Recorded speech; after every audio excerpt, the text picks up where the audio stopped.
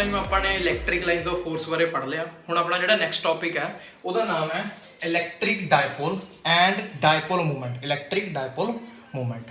सो पहला आपां electric dipole की हुंदा उहदे बारे पढ़ांगे, फिर इलैक्ट्रिक डायपोल मूवमेंट की हुंदी है उहदे बारे पढ़ांगे। सो शुरू करते हैं। अपने कोले है इलैक्ट्रिक डायपोल। देखो मेरे कोले दो चार्ज ने, एक पॉजिटिव है एक नैगेटिव है।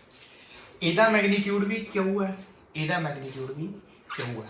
लैट कर लिया इन्हां नूं सैपरेट कीता by distance 2a। 2a distance नाल ये दोनों नूं मैं की कीता होया सैपरेट कीता होया। सो दो गल्लां मैं तीन गल्लां कहियां। पहली गल दो चार्ज ने, दोने की ने, एक पॉजिटिव है एक नैगेटिव है। दूजी गल इहदा मैगनीट्यूड भी क्यू है, इहदा मैगनीट्यूड भी क्यू है, ते इन्हां नूं किसी फिक्सड डिस्टेंस नाल सैपरेट कीता।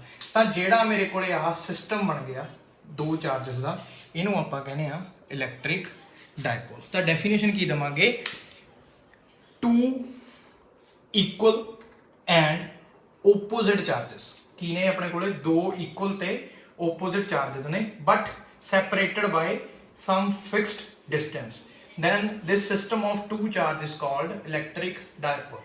तो आप एक बार फिर डेफिनेशन ध्यान नाल सुन लेनी है। It is a system of two equal and opposite charges which are separated by some fixed distance, then this system is known as electric dipole।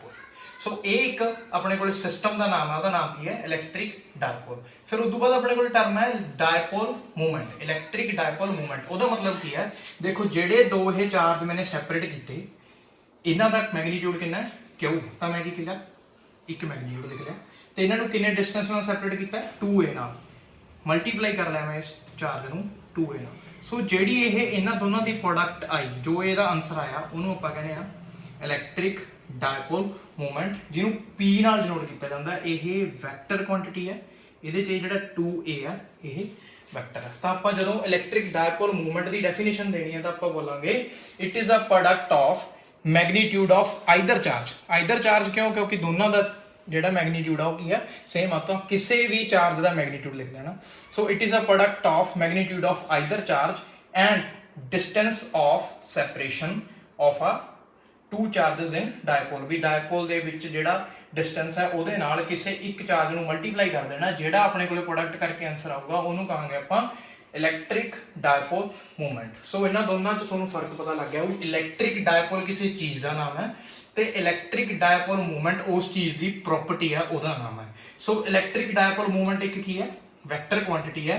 हमेशा ये गल याद रखनी, आपने पढ़िया सी भी जिहड़ियां इलैक्ट्रिक लाइन्स ऑफ फोर्स ने वो चलदियां पॉजिटिव टू नैगेटिव, पर जो इलैक्ट्रिक डायपोल मूवमेंट है उसकी डायरैक्शन होती है opposite to the electric field, मतलब negative to positive. Electric dipole movement की है एक वैक्टर क्वांटिटी है, इसकी डायरैक्शन की होती है नैगेटिव टू पॉजिटिव। हुण आपने जिहड़ा ये इलैक्ट्रिक डायपोल है इसकी डायपोल मूवमेंट बारे पढ़ लिया।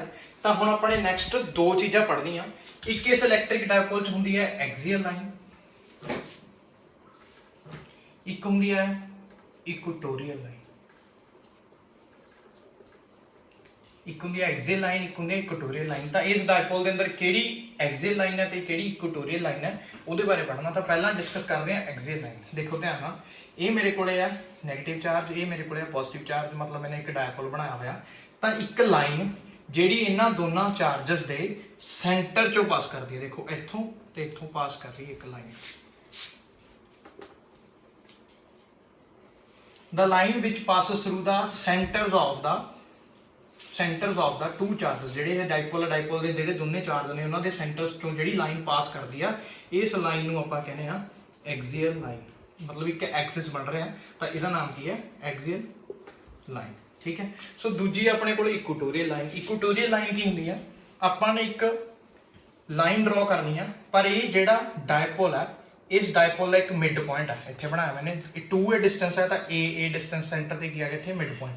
जो इस मिड पॉइंट है इस मिड पॉइंट चो एक लाइन पास कर रही है। जी ये मिड पॉइंट चो लाइन पास कर रही है, दूजी गल है 90 डिग्री से होनी चाहिए। दो गल्लां ध्यान रखनी है इक्वेटोरियल लाइन बारे। जी इक्वेटोरियल लाइन है एक वो लाइन है जो इस डायपोल के मिड पॉइंट चो पास करूगी। दूजी गल ये 90 ते हो, क्योंकि जे आप ड्रॉ करिए मिड पॉइंट्स तो इस तरह भी पास कर सकते हैं किसी होर भी एंगल से।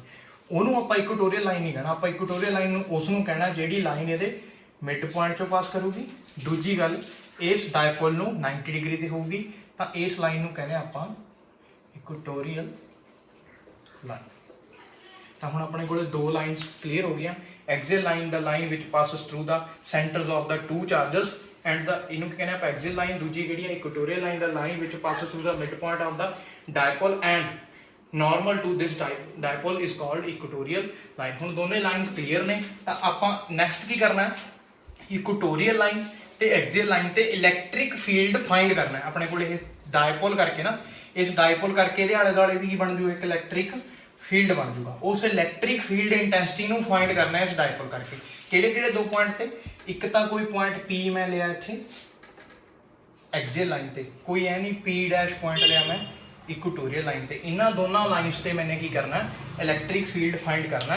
ਤਾਂ ਇਹਦੇ ਲਈ ਅਲੱਗ ਆਰਟੀਕਲ ਹੈ, ਇਹਦੇ ਲਈ ਅਲੱਗ ਆਰਟੀਕਲ ਹੈ। ਉਹ ਦੋਨੇ ਆਰਟੀਕਲ ਆਪਾਂ ਨੈਕਸਟ ਹੁਣ ਕਰਦੇ ਹਾਂ। ਹੁਣ ਆਪਾਂ ਦੇਖੋ ਆਰਟੀਕਲ ਸਟਾਰਟ ਕਰਦੇ ਹਾਂ। ਆਰਟੀਕਲ ਦਾ ਨਾਮ ਹੈ electric field intensity due to dipole. ਇਸ ਡਾਇਪੋਲ ਕਰਕੇ ਇਲੈਕਟ੍ਰਿਕ ਫੀਲਡ ਇੰਟੈਂਸਿਟੀ ਫਾਈਂਡ ਕਰਨੀ ਹੈ ਔਨ ਐਕਸੀਅਲ ਲਾਈਨ। ਕੋਈ ਵੀ ਪੁਆਇੰਟ P ਲੈ ਲਿਆ ਐਕਸੀਅਲ ਲਾਈਨ ਤੇ, ਉਹਦੇ ਤੇ ਆਪਾਂ ਨੇ ਇਲੈਕਟ੍ਰਿਕ ਫੀਲਡ ਇੰਟੈਂਸਿਟੀ ਕਿੰਨੀ ਹੈ ਇਸ ਡਾਇਪੋਲ ਕਰਕੇ ਉਹ ਫਾਈਂਡ ਕਰਨੀ ਹੈ। ਸੋ ਦੇਖੋ ਮੇਰੇ ਕੋਲ ਡਾਇਗਰਾਮ 'ਚ ਕੀ ਹੈ, ਇੱਕ ਨੈਗੇਟਿਵ ਚਾਰਜ ਹੈ, ਇੱਕ ਪੋਜ਼ਿਟਿਵ ਚਾਰਜ ਹੈ। ਦੋਨਾਂ ਨੂੰ ਸੈਪਰੇਟ ਕੀਤਾ 2a ਡਿਸਟੈਂਸ ਨਾਲ। ਮਤਲਬ ਕੀ ਹੈ, ਇੱਕ ਡਾਇਪੋਲ ਹੈ, ਇਲੈਕਟ੍ਰਿਕ ਡਾਇਪੋਲ। ਇਹਦਾ ਮਿਡ ਪੁਆਇੰਟ ਇਹ ਹੈ, ਇਹ ਪੁਆਇੰਟ ਮਿਡ ਪੁਆਇੰਟ ਆ, O ਲਿਖ ਲੈਂਦੇ ਆਪਾਂ ਇਹਦਾ ਨਾਮ, ਠੀਕ ਹੈ। ਸੋ A ਡਿਸਟੈਂਸ ਇਧਰੋਂ ਹੈ, A ਡਿਸਟੈਂਸ ਇਧਰੋਂ, ਪਤਾ ਹੀ ਹੈ ਮਿਡ ਪੁਆਇੰਟ ਸੈਂਟਰ 'ਚ। ਟੋਟਲ ਜਿਹੜਾ ਇਹਦਾ ਆਪਣੇ ਕੋਲੇ ਡਿਸਟੈਂਸ ਹੈ ਡਾਇਪੋਲਸ ਦਾ ਉਹ 2a ਹੈ। ਸੋ ਮੈਂ ਕੀ ਕੀਤਾ, ਇੱਕ ਪੁਆਇੰਟ ਲੈ ਲਿਆ ਔਨ ਐਕਸੀਅਲ ਲਾਈਨ P, ਜਿਹਦੇ ਉੱਤੇ ਆਪਾਂ ਨੇ ਕੀ ਕਰਨਾ, ਇਲੈਕਟ੍ਰਿਕ ਫੀਲਡ ਇੰਟੈਂਸਿਟੀ ਫਾਈਂਡ ਕਰਨੀ। ਆਪਾਂ ਪਹਿਲਾਂ ਪੜ੍ਹਿਆ ਸੀ ਜਦੋਂ ਇਲੈਕਟ੍ਰਿਕ ਫੀਲਡ ਚੈਪਟਰ ਸ਼ੁਰੂ ਕੀਤਾ ਵੀ ਜਿੱਥੇ ਇਲੈਕਟ੍ਰਿਕ ਫੀਲਡ ਇੰਟੈਂਸਿਟੀ ਦੇਖਣੀ ਆ ਉੱਥੇ ਆਪਾਂ ਕੀ ਰੱਖਾਂਗੇ, ਇੱਕ ਟੈਸਟ ਚਾਰਜ। ਤਾਂ ਮੈਂ ਉੱਥੇ ਰੱਖਤਾ Q0, ਕੀ ਹੈ, ਇੱਕ ਟੈਸਟ ਚਾਰਜ। ਹੁਣ ਦੇਖੋ ਮੈਂ ਡਾਇਗਰਾਮ ਨੂੰ ਐਕਸਪਲੇਨ ਕਰਦਾ। ਮੈंने ਕੀ ਕੀਤਾ, ਜਿਹੜਾ ਇਹ Q ਪੋਜ਼ਿਟਿਵ ਚਾਰਜ ਹੈ, ਇਸ ਪੋਜ਼ਿਟਿਵ ਚਾਰਜ ਇਸ Q0 ਨੂੰ ਕੀ ਕਰੂਗਾ, ਰਿਪੈਲ। ਤਾਂ ਇਸ ਡਾਇਰੈਕਸ਼ਨ 'ਚ ਲਾਊਗਾ ਫੀਲਡ। ਕਿਹਦੇ ਕਰਕੇ ਹੈ, ਇਸ ਫਸਟ ਚਾਰਜ ਕਰਕੇ। ਆਪਾਂ ਇੱਥੇ ਲਿਖ ਲੈਂਦੇ ਇਹਦਾ ਨਾਮ A ਹੈ, ਇਸ ਪੁਆਇੰਟ ਦਾ ਨਾਮ B। ਕਿਹਦੇ ਕਰਕੇ ਹੈ, ਜਿਹੜਾ ਚਾਰਜ B ਤੇ ਪਿਆ ਉਸ ਚਾਰਜ ਕਰਕੇ ਡਾਇਰੈਕਸ਼ਨ, ਇੱਥੇ ਨਾਮ ਲਿਖ ਲਿਆ ਮੈਂ PQ, ਇਨ ਡਾਇਰੈਕਸ਼ਨ PQ ਫੀਲਡ ਲੱਗ ਰਿਹਾ। ਇਹਦਾ ਨਾਮ ਲਿਖ ਲਿਆ ਆਪਾਂ ਨੇ EB, ਕਿਉਂਕਿ ਕਾਹਦੇ ਕਰਕੇ ਲੱਗ ਰਿਹਾ, ਜਿਹੜਾ ਚਾਰਜ B ਤੇ ਪਿਆ। ਸਿਮਿਲਰਲੀ ਆਹ ਵਾਲਾ ਚਾਰਜ ਕੀ ਹੈ, ਨੈਗੇਟਿਵ। ਤਾਂ ਇਹ Q0 ਨੂੰ ਕੀ ਕਰੂ, ਆਪਦੇ ਵੱਲ ਅਟਰੈਕਟ। ਸੋ ਇਹ ਫੀਲਡ ਲੱਗੂ ਇਸ ਡਾਇਰੈਕਸ਼ਨ। ਇੱਥੇ ਲਿਖ ਲਿਆ ਮੈंने N ਨਾਮ। ਸੋ P N ਡਾਇਰੈਕਸ਼ਨ 'ਚ ਲੱਗ ਰਿਹਾ field due to this negative charge. So ਇਹਦਾ ਨਾਮ ਰੱਖ ਲਿਆ EA। ਦੇਖੋ ਡਾਇਗਰਾਮ ਜੇ ਬਿਲਕੁਲ ਆਸਾਨ ਹੈ, ਬਿਲਕੁਲ ਆਸਾਨ ਹੈ, ਬਿਲਕੁਲ ਕਲੀਅਰ ਆ ਤੁਹਾਨੂੰ। ਦੇਖੋ ਆਪਣੇ ਕੋਲ ਨੈਗੇਟਿਵ ਚਾਰਜ ਹੈ, ਪੋਜ਼ਿਟਿਵ ਚਾਰਜ ਹੈ। ਨੈਗੇਟਿਵ ਚਾਰਜ ਉਸ Q0 ਨੂੰ ਕੀ ਕਰੂਗਾ, ਅਟਰੈਕਟ ਕਰੂਗਾ। ਪੋਜ਼ਿਟਿਵ ਚਾਰਜ ਉਸ Q0 ਨੂੰ ਕੀ ਕਰੂਗਾ, ਰਿਪੈਲ ਕਰੂਗਾ। ਸੋ ਜਿਹੜਾ Q0 ਅਟਰੈਕਟ ਹੋ ਰਿਹਾ ਉਹਦੇ ਕਰਕੇ ਫੀਲਡ EA ਹੈ, ਜੋ ਰਿਪੈਲ ਹੋ ਰਿਹਾ ਉਹਦੇ ਕਰਕੇ ਫੀਲਡ EB ਹੈ। ਦੋਨੋਂ ਦੀ ਡਾਇਰੈਕਸ਼ਨ PQ ਡਾਇਰੈਕਸ਼ਨ, ਇਹਦੀ PN ਹੈ। ਸੋ R ਕੀ ਹੈ, R is a distance from the point P of the origin. ਜੋ ਇਹ O ਪੁਆਇੰਟ ਹੈ ਉਹਦਾ ਡਿਸਟੈਂਸ ਹੈ P ਤੋਂ। ਸੋ ਡਾਇਗਰਾਮ ਤੋਂ ਬਾਅਦ ਆਪਾਂ ਆਰਟੀਕਲ ਸ਼ੁਰੂ ਕਰਦੇ ਹਾਂ। ਦੇਖੋ ਆਪਾਂ ਨੇ ਕੀ ਕਰਨਾ ਹੈ, ਦੋਨੇ ਇਲੈਕਟ੍ਰਿਕ ਫੀਲਡ ਨੇ ਜਿਹੜੇ, ਇਹਨਾਂ ਦਾ ਫਾਰਮੂਲਾ ਲਿਖ ਲੈਣਾ। ਪਹਿਲਾਂ ਸਿੰਪਲ ਆਪਣੇ ਕੋਲੇ ਫਾਰਮੂਲਾ ਸੀ ਜੋ ਇਲੈਕਟ੍ਰਿਕ ਫੀਲਡ ਦਾ, ਉਹ ਫਾਰਮੂਲਾ ਸੀ 1/4 ਪਾਈ ਐਪਸਾਈਲਨ ਨਾਟ Q ਓਵਰ R ਸਕੁਅਰ। ਇੱਥੇ ਜਿਹੜਾ R ਸੀਗਾ ਉਹ distance C between the first charge and the second charge. ਮਤਲਬ ਸੋਰਸ ਚਾਰਜ ਤੇ ਟੈਸਟ ਚਾਰਜ ਦੇ ਵਿਚਕਾਰ ਡਿਸਟੈਂਸ ਸੀ। ਪਰ ਇੱਥੇ ਆਪਣੇ ਕੋਲੇ ਕੀ ਇੱਕ ਡਾਇਪੋਲ। ਤਾਂ ਪਰਸਨਲੀ ਹਰੇਕ ਦਾ ਇਹਦੇ ਕਰਕੇ ਕਿੰਨਾ ਫੀਲਡ ਹੈ, ਇਹਦੇ ਕਰਕੇ ਕਿੰਨਾ ਫੀਲਡ ਆ, ਉਹਦੇ ਅਕੋਰਡਿੰਗਲੀ ਹੀ ਇਸ ਡਿਸਟੈਂਸ ਨੂੰ ਲਿਖਾਂਗੇ। ਸੋ ਦੇਖੋ ਆਪਾਂ ਨੇ ਕੀ ਕਰਿਆ, ਇੱਥੇ ਲਿਖਿਆ EA। ਕਿਹਦੇ ਕਰਕੇ ਫੀਲਡ ਹੈ, A ਕਰਕੇ, EA ਆ ਵਾਲਾ EA। ਇਹਦਾ ਡਿਸਟੈਂਸ Q ਮਾਈਨਸ Q ਤੋਂ ਕਿੰਨਾ, ਦੇਖੋ RA ਡਿਸਟੈਂਸ ਹੈ, AN। ਤਾਂ ਇੱਥੇ ਡਿਸਟੈਂਸ ਕਿੰਨਾ ਲਿਖਾਂਗੇ ਆਪਾਂ, R plus A the square, ਕਿਉਂਕਿ ਇੱਥੇ R ਸਕੁਅਰ ਸੀ, ਮਤਲਬ ਡਿਸਟੈਂਸ ਦਾ ਸਕੁਅਰ ਸੀ। ਇੱਥੇ ਡਿਸਟੈਂਸ ਕਿੰਨਾ ਬਣਦਾ, R ਡਿਸਟੈਂਸ ਆ ਬਣ ਰਿਹਾ ਪਲੱਸ A ਇੰਨਾ ਬਣਦਾ। ਟੋਟਲ ਡਿਸਟੈਂਸ P ਦਾ ਇਸ ਪੁਆਇੰਟ ਤੋਂ ਕਿੰਨਾ ਬਣਦਾ, R ਪਲੱਸ A। ਸੋ ਇਹਦੀ ਡਾਇਰੈਕਸ਼ਨ ਕੀ ਹੈ, ਅਲੋਂਗ PN। ਸਿਮਿਲਰਲੀ ਆਪਾਂ EB ਦਾ ਫਾਰਮੂਲਾ ਲਿਖਾਂਗੇ। ਇਹ ਤਾਂ ਸੇਮ ਹੈ 1/4 ਪਾਈ ਐਪਸਾਈਲਨ ਨਾਟ। ਸੋਰਸ ਚਾਰਜ ਕੀ ਹੈ, Q ਹੀ ਹੈ, minus Q plus Q। Vector form 'ਚ ਆਪਾਂ ਦੋਨੇ Q ਹੀ ਲਿਖਾਂਗੇ ਕਿਉਂਕਿ ਮੈਗਨੀਟਿਊਡ ਦੋਨਾਂ ਦਾ ਸੇਮ Q ਹੀ ਹੈ। ਸੋ ਓਵਰ ਡਿਸਟੈਂਸ ਦਾ ਸਕੁਅਰ, ਇੱਥੇ ਡਿਸਟੈਂਸ ਦਾ ਸਕੁਅਰ ਲਿਖਣਾ। ਡਿਸਟੈਂਸ ਕਿੰਨਾ, ਹੁਣ ਦੇਖੋ ਜਿਹੜਾ ਇਹ ਪੋਜ਼ਿਟਿਵ ਚਾਰਜ ਹੈ ਇੱਥੋਂ P ਦਾ ਡਿਸਟੈਂਸ, ਆਹ ਵਾਲਾ ਡਿਸਟੈਂਸ ਹੈ, ਇਹਨੂੰ ਕੈਲਕੂਲੇਟ ਕਰਨ ਲਈ ਆਪਾਂ ਕੀ ਕਰਨਾ, ਇਹ ਟੋਟਲ ਆਰ ਚੋਂ ਜਿਵੇਂ ਆਹ ਏ ਮਾਈਨਸ ਕਰਦਾ ਤਾਂ ਪਿੱਛੇ ਆਹ ਡਿਸਟੈਂਸ ਬਚੂਗਾ ਆਪਣੇ ਕੋਲੇ ਬੀ ਟੋਟਲ ਆਰ ਚੋਂ, ਆਹ ਵਾਲਾ ਟੋਟਲ ਆਰ ਹੈ, ਇਹਦੇ ਚੋਂ ਏ ਮਾਈਨਸ ਕਰ ਦੂੰ ਤਾਂ ਪਿੱਛੇ ਕੀ ਬਚ ਜੂ, ਇਹ ਬੀ ਪੀ ਡਿਸਟੈਂਸ ਆ ਜਿਹੜਾ ਬਚ ਜੂਗਾ। ਸੋ ਇੱਥੇ ਆਪਾਂ ਇਸ ਡਿਸਟੈਂਸ ਨੂੰ ਕਿਵੇਂ ਰਿਪਰੈਜ਼ੈਂਟ ਕਰਾਂਗੇ, ਆਰ ਮਾਈਨਸ ਏ। ਸੋ ਇਹਦੀ ਡਾਇਰੈਕਸ਼ਨ ਕੀ ਹੈ, ਅਲੋਂਗ